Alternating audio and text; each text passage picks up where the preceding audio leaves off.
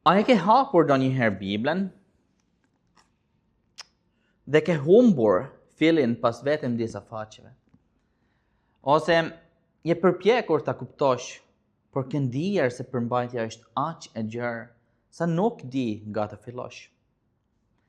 Bibla është fjala e Perëndisë, por është gjithashtu një libër i tërë me shumë libra, tekste dhe tema.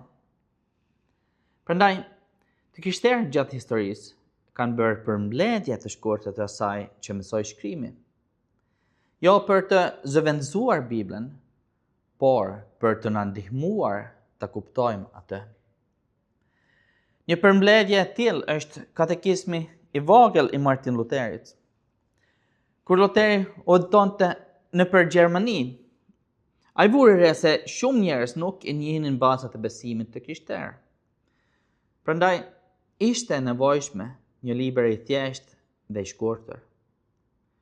Dhe kështu ai shkroi katekizmin.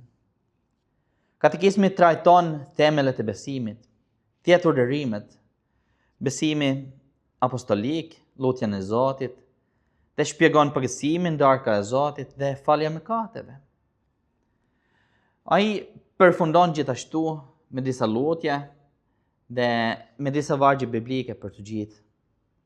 Pra, është ABC-ja e besimit.